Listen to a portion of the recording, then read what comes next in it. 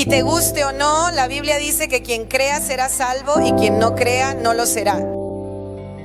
Ah, pero Dios es bueno, pero Dios también es justo.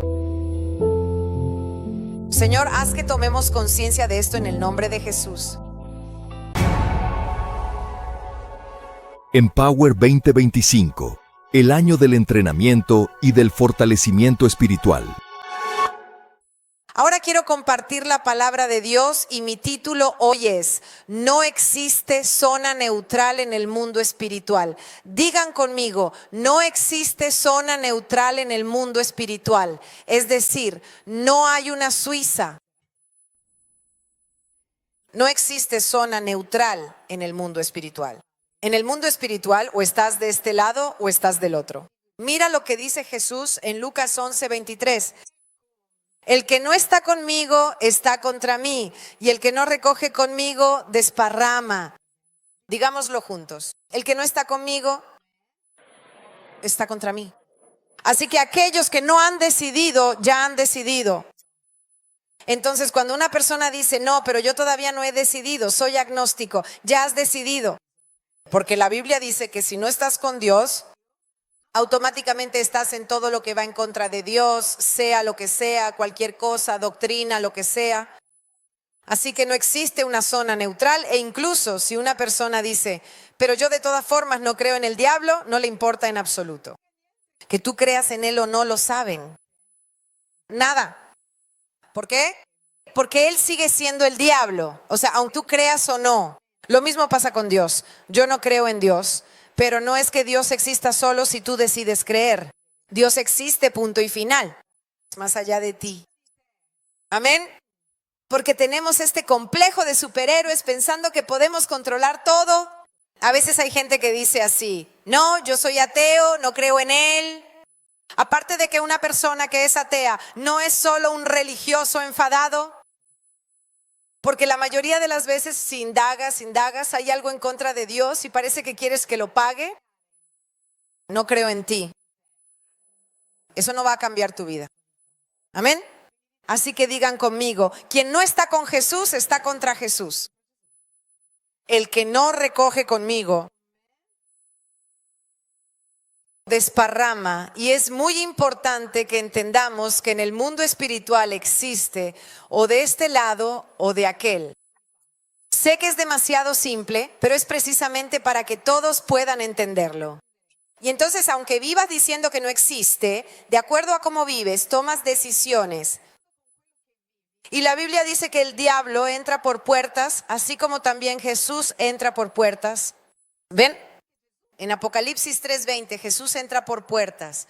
Jesús dice, yo soy la puerta y llamo. Si tú abres, entonces quien debe abrir esa puerta eres tú. Él no la forzará. Él no vendrá porque te ha dado el libre albedrío. Así que Él llama. Si tú abres yo entraré y cenaré contigo. La cena era un acto de comunión, coinonía, tendré todo en común contigo. Ustedes saben que en la época de los reyes, quien se sentaba a la mesa del rey era una persona privilegiada.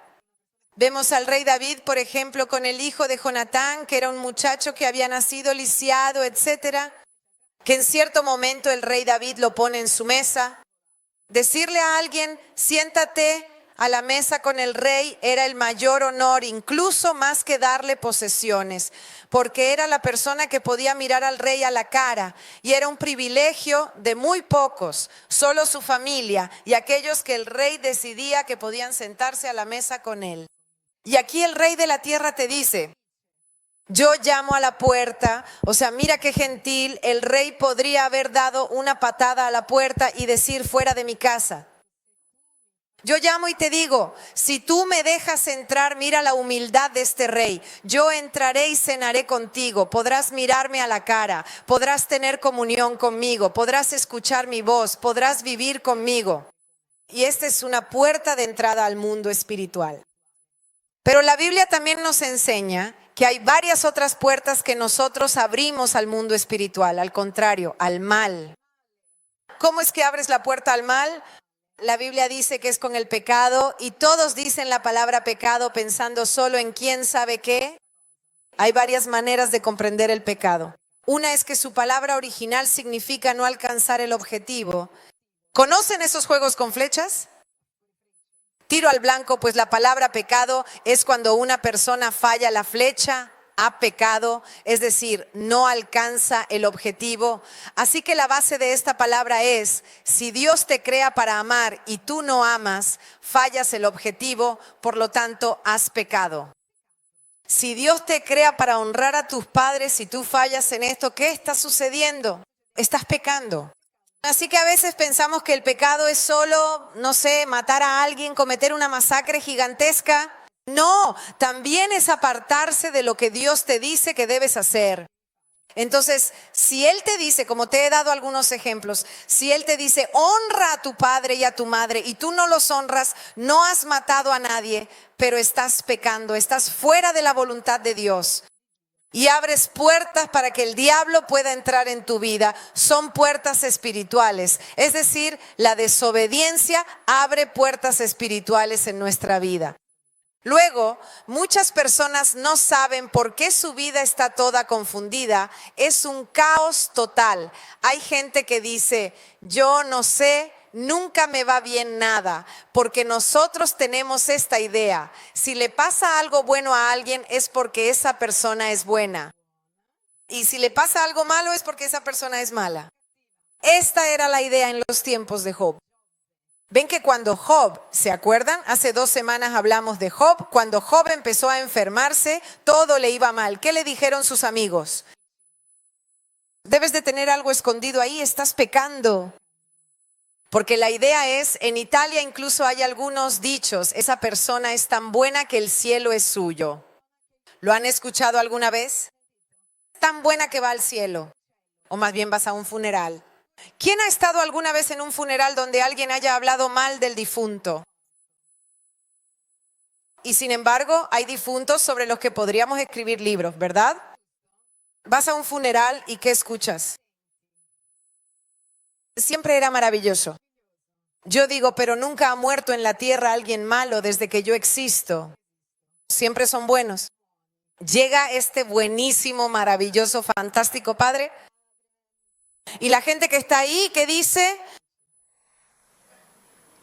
¿Les ha pasado alguna vez? A mí me pasó una historia muy singular en un funeral porque yo conocía la historia y prácticamente seguía a esta persona de nuestra iglesia y su padre muere de un infarto literalmente mientras tenía sexo con una prostituta. No puedo decir quién es porque es una familia muy conocida en Italia. Muere teniendo sexo con una prostituta en un hotel en Milán. Durante el acto, ¡zas! Yo lo sabía porque era su pastor. Él lo sabía. Su familia más cercana lo sabía, excepto la madre. No quisieron decírselo porque ya era un poco mayor, así que nada, fuimos a este funeral. Ellos eran católicos, yo estaba allí y el cura empieza, este maravilloso hermano que hizo tanto bien durante toda su vida. Yo conocía la vida de esta persona, además del modo en que murió. Lo sabía porque conocía al hijo. Todas las cosas que había hecho, los líos, los contratos, en fin, lo sabía. Incluso estaba involucrado en cosas de la mafia, o sea, cosas fuertes, yo lo sabía. Y yo estaba allí mirando y decía, a ver qué va a decir. Y sigue diciendo que era bueno, maravilloso, santo. Y le pregunto a este amigo mío, ¿pero el cura sabe cómo murió? Y me dice que sí. Y digo, encima. Y luego empieza a decir que ahora todos los ángeles y la Virgen lo reciben en el paraíso. Porque hay gente que piensa que la muerte santifica a las personas. La muerte no santifica a nadie. El proceso de santificación lo haces antes de morir, después ya no hay nada que hacer. Sé que hay algunos un poco más creyentes que dicen así, tuvo un accidente y esperemos que en el último segundo se haya convertido. ¿Quién ha tenido alguna vez un accidente?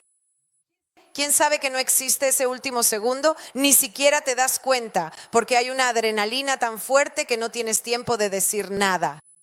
¿Amén? Nos contamos cosas, pero esas cosas no existen.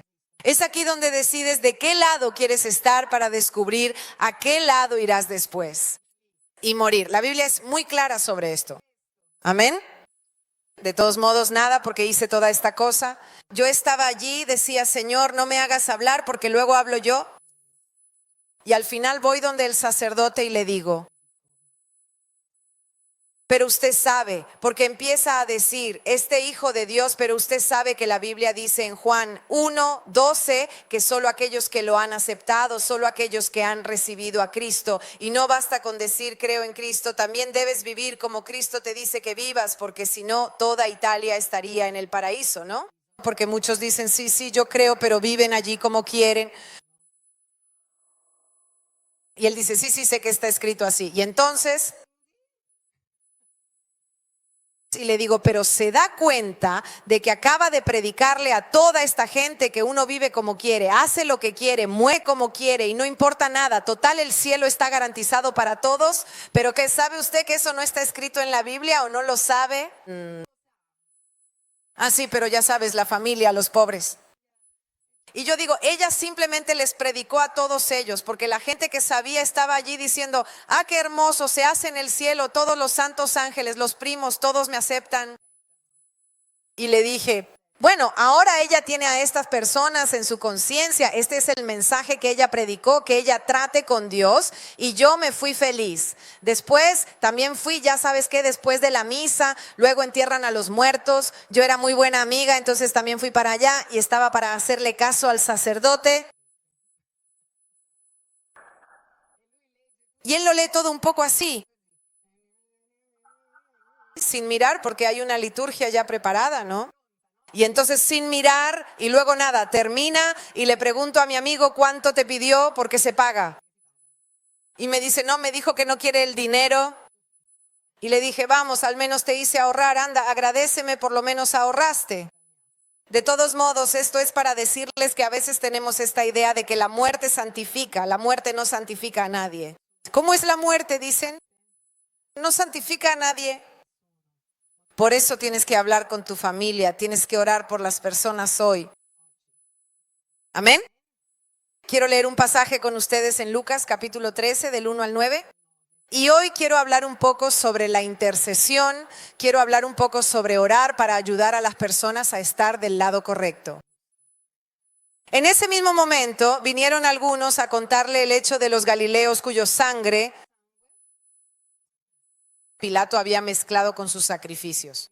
Y él les respondió, ¿piensan que esos galileos eran más pecadores que todos los demás galileos porque sufrieron esas cosas? No, les digo, pero si no se arrepienten, todos perecerán de la misma manera. O aquellos 18 sobre los que cayó la torre de Siloé y los mató, ¿piensan que eran más culpables que todos los habitantes de Jerusalén? No les digo, pero si no se arrepienten, todos perecerán de la misma manera. Detengámonos aquí. ¿Qué estaba diciendo? Han sucedido dos hechos. Uno, que Pilato había mezclado, había hecho matar aquí a algunos galileos. Y el otro hecho es que se derrumbó como las torres del 11 de septiembre. Se habían derrumbado unas torres. La torre de Siloé se había derrumbado justo en ese momento. Y aquí la Biblia dice que 18 personas quedaron bajo esa torre. Y precisamente por la idea que ellos tenían, saben que ellos pensaban esto. Si te pasa algo malo, es porque eres malo. Si te pasa algo bueno, es porque eres bueno. Y Jesús les estaba diciendo, chicos, no tiene nada que ver. No se derrumbó la torre sobre ellos porque fueran malos. Y Pilato, que hizo ese sacrificio con los galileos, no fue porque ellos fueran malos. Pero Jesús les dice que todos deben arrepentirse. Todos deben arrepentirse. No es que el bueno, por ser bueno, no deba arrepentirse. Y el malo, por ser malo, sí deba arrepentirse. Saben que el arrepentimiento y el remordimiento son dos cosas diferentes. En Italia lo sabemos porque tenemos a los pentiti en Italia. Que el pentito no se había arrepentido, ahora arrepentirse significa cambiar de rumbo, significa que me arrepiento pero cambio de dirección. No es solo, lo siento pero cambio de rumbo. Si solo lo sientes, no cambia nada en tu vida. Creo que experimentan esto en sus relaciones con amigos, cónyuges, cuando alguien te dice, lo siento, pero sigue haciendo lo mismo. ¿Tú crees que realmente lo siente o no? Quizá le molesta en el momento, pero no cambia. El arrepentimiento es un pesar con cambio. Amén. Y en la Biblia encontramos, en italiano existe esta palabra. Es importante conocer el italiano para entender la Biblia. La palabra ravvedersi, arrepentirse. Y aquí Jesús está diciendo, miren, ¿creen que ellos eran más culpables que todos los habitantes de Jerusalén porque murieron? ¿No?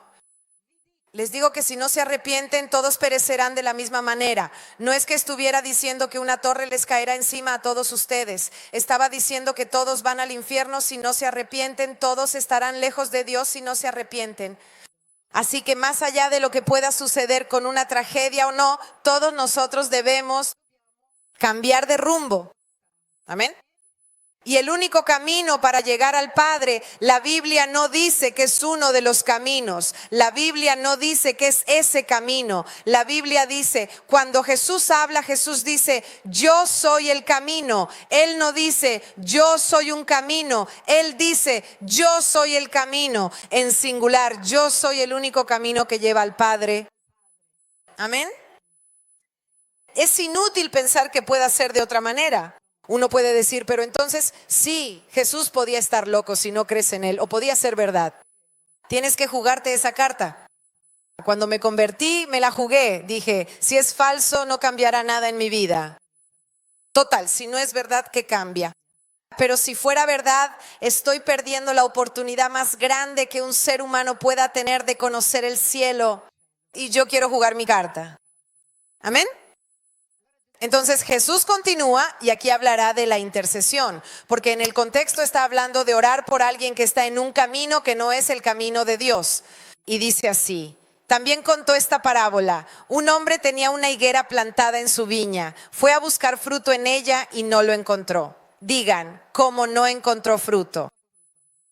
Entonces dijo al viñador, mira, ya hace 3 años que vengo a buscar fruto en esta higuera y no lo encuentro. Córtala, perdónala.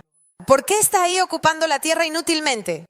Pero el otro le respondió, Señor, déjala todavía este año, cavaré alrededor y le pondré abono. Tal vez en el futuro dé fruto, si no, la quitarás. Amén. Obviamente aquí hay 2 interpretaciones. La higuera es también símbolo de Israel. Jesús habría estado 3 años en la tierra y en ese momento Israel no se estaba convirtiendo al Señor. Pero también es fruto. En la Biblia se habla de conversión, de cambio, de transformación. Y Jesús dice, una higuera nace para dar fruto. ¿Para qué sirve un árbol frutal si no da fruto? Para nada. Entonces Jesús dice, este árbol que ha nacido para dar fruto está ocupando el terreno que podría haber ocupado otro árbol. Y en cambio el otro árbol no está, el que podría haber dado fruto. Este árbol ocupa un terreno y no da fruto, no hay cambio. Entonces Jesús dice, ¿sabes qué hago? Lo arranco y lo tiro. ¿Y qué dice aquí una persona? Otro responde, Señor, déjalo todavía este año. Yo cavaré alrededor, digan conmigo, alrededor. Le pondré un poco de fertilizante y quizás en el futuro con el tiempo de frutos. Si no da ningún fruto, tú... Esto habla de intercesión. Intercesión. Hay varios tipos de oración en la Biblia, como las 7:3, donde Dios está en el centro, la oda, adoración, acción de gracias, etcétera. Otras donde estamos nosotros en el centro, consagración, oración personal, etcétera. Y luego hay un tipo de oración que se llama intercesión, de una palabra hebrea pagapada, que significa estar en medio, como si hubiera una fuerza que quisiera pasar por aquí, gracias. Y tú no quieres que pase o tú quieres que pase, como si fueras una especie de vigilante. Y si hay alguien que no debe pasar, tú dices, no debes pasar. Y tú haces fuerza contraria para que la persona no vaya hacia ese lado. La misma palabra también significa que hay alguien que debe pasar y yo digo, ven. Y si no quiere pasar, yo lo tomo y lo llevo de este lado. Entonces, intercesión es alguien que está en medio, a favor o en contra de alguien o de algo. Amén. Así que cuando la Biblia habla de esta otra persona, estamos hablando de una parábola, un ejemplo. Jesús está diciendo, esta persona ha nacido para dar fruto. Todos nosotros hemos nacido para dar fruto. La Biblia dice que es el deseo de Dios que todos los hombres sean salvos. ¿Cómo dice? Todos. Dios quiere que todos puedan vivir con Él, no solo en el cielo, porque hay gente que dice, bueno, hasta el cielo. Ven que la gente va a la iglesia cuando es mayor, han ido últimamente a una iglesia católica. Por la tarde, durante la semana, todos ancianos que nunca han ido a la iglesia, pero cuando tienen 90 años dicen, probemos también con Dios. Nunca se sabe, ¿verdad? Porque uno dice, ahora tengo que prepararme para la muerte, el cielo. Tú empiezas a vivir aquí porque comienzas a vivir la presencia de Dios aquí. Amén. Entonces, ¿qué está sucediendo? Él dice, no da fruto. Yo quiero que todos sean salvos, yo quiero que todos den fruto, pero este árbol no da fruto, entonces lo corto porque no tiene sentido que esté aquí.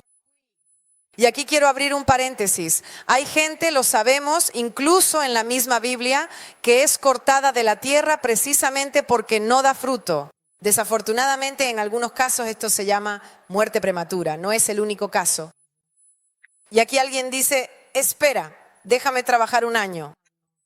¿Dónde trabaja esta persona que dice quiero trabajar un año? ¿Trabaja en la higuera o alrededor de la higuera? Alrededor de la higuera, porque la oración no trabaja en el corazón, la oración actúa en las circunstancias. Cuando oras por alguien, Dios comienza a obrar en las circunstancias. Y yo quiero hablarles de la importancia de orar por los no creyentes, por tu familia, por la gente que está lejos de Dios, porque esta oración actúa alrededor de las circunstancias. Dios está buscando personas que oren para cambiar las circunstancias. Y en el Antiguo Testamento encontramos a un Moisés que oraba para cambiar las circunstancias. En un momento dado, Dios dice, ya no soporto más a este pueblo. Hago milagros, mando cosas del cielo y las plagas, y ven el mar que se abre, pero siguen quejándose. Y Dios dice, ¿sabes qué, Moisés? Estoy harto de este lugar, basta. ¿Y qué hace Moisés? No, Dios, te ruego, luego hablarán mal de ti si haces esto, ¿recuerdan? Y Moisés le dice, Señor, no hagas esto, te lo ruego, no lo hagas de esta manera. Y Dios escucha a Moisés. Moisés es el intercesor ante el pueblo en ese tiempo. ¿Se acuerdan de este pasaje? Perfecto. ¿Y se acuerdan de Abraham? ¿Quién se acuerda de Abraham cuando intercedió por Sodoma y Gomorra? Sodoma y Gomorra, una ciudad promiscua, más o menos como nosotros hoy. No sé, tal vez incluso peor, pero estamos ahí. Todos se acostaban con todos. No había respeto, violencia, sexualidad con cualquiera, incluso con animales. Todo lo que puedas imaginar, todo lo que estamos viendo, llega a un punto en el que Dios dice, me arrepiento de haber hecho esto, basta con esto. Y llega Moisés, no, Abraham, y dice, Señor, no destruyas la ciudad, tal vez haya 40 justos ahí dentro. Y Dios dice, si hubiera 40, yo no la...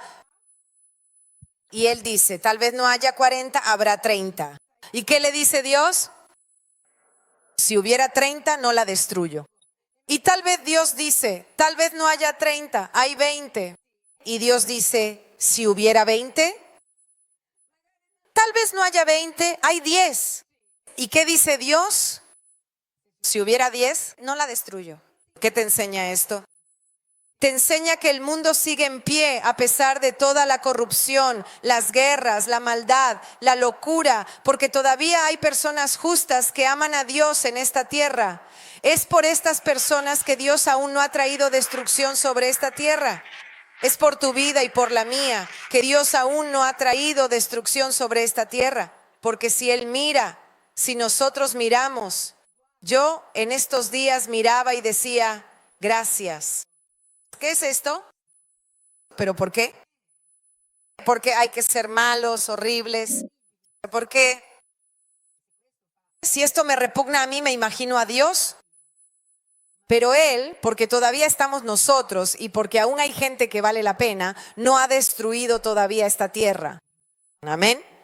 Y ahí entonces vemos un nuevo hombre que está intercediendo, Señor, quiero, te ruego, la intercesión trabaja las circunstancias. A veces las personas dicen, empecé a orar por mi padre, perdí el trabajo, todo salió mal y parece casi que la oración funciona al revés. ¿A quién le ha pasado esto?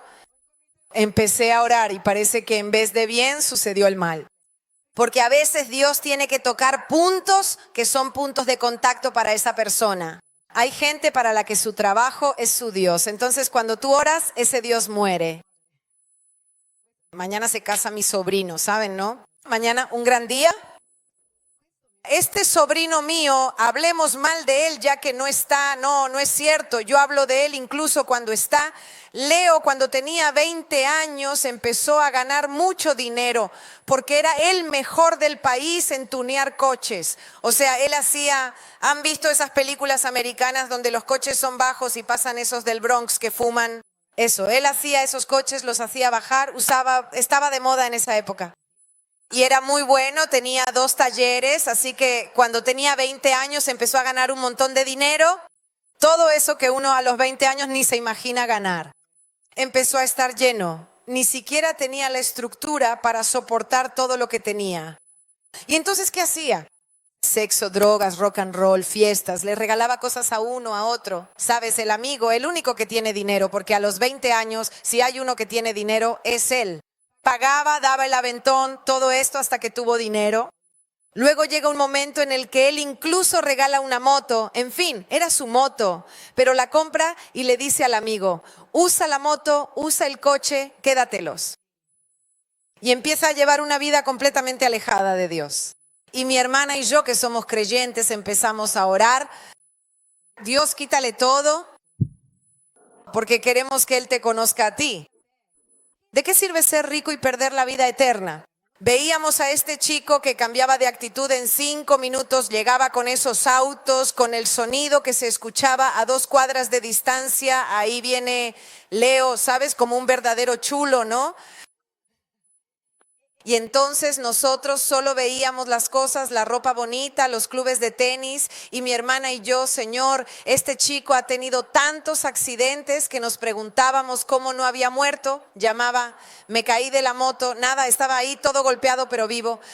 Estaba en un coche, había bebido, el coche dio 200 vueltas, él siempre salía de pie. Yo decía, son nuestras oraciones, nosotros rezamos porque no rezamos a mamá, pero sálvalo, no dejes que muera. Por favor, cuídalo. Y él, nada, empieza a hacer fiestas, vuelve a casa a las 2 de la tarde porque no dormía en toda la noche y empieza, obviamente, porque empieza a no trabajar como antes, a perder dinero, a perder uno de los talleres porque ya estaba completamente metido, en fin, en el mundo, rave y todo lo que puedan imaginar. Y nosotros aquí, Dios, sálvalo. Y él empezó a perderlo todo. Cuando empezó a perderlo todo, comenzó a pedirles a los amigos a los que les prestaba el coche, ¿puedes usar mi coche? ¿Puedes usar mi moto? Sus cosas, como diciendo, ahora necesito ayuda porque me endeudé. Y uno de estos mejores amigos fantásticos al que le había dado la moto, cuando él le pidió, ¿me puedes devolver mi moto? Le rompió la cara. Le dieron 7 puntos. Las novias, ¿quién las ha visto? Porque cuando tienes mucho, es muy fácil tener amigos cuando eres tú el que paga, el que hace y deshace. Y él en un momento dado lo pierde todo. Y nosotros estábamos orando, pero yo, como conozco a Jesús, decía, gloria a Dios, lo importante es que te conozca. Gloria a Dios, lo importante es que te conozca. Y entra en depresión. Mi hermana dice, este chico que trabaja desde los 14 años, ¿qué está haciendo? En la cama, no salía de la cama, no salía de casa porque se estaba dando cuenta. Los amigos me quieren solo porque les doy dinero, las chicas me quieren solo porque les doy dinero. Así que el mundo es una porquería y la gente no vale nada. Y cuando llegas a este punto, dices, entonces, ¿para qué vivo? ¿Por esta gente? ¿Qué vale la pena? ¿Qué cosa? ¿Divertirme? Ya me he divertido. Y ahí yo lo invito, obviamente trato de hablar con él, lo invito a venir a una conferencia One a la que no quería ir y lo convenzo diciéndole, después nos vamos todos juntos de vacaciones a París con la familia. Y él no quería venir, acepta venir y cuando viene conoce a Jesús en la conferencia One.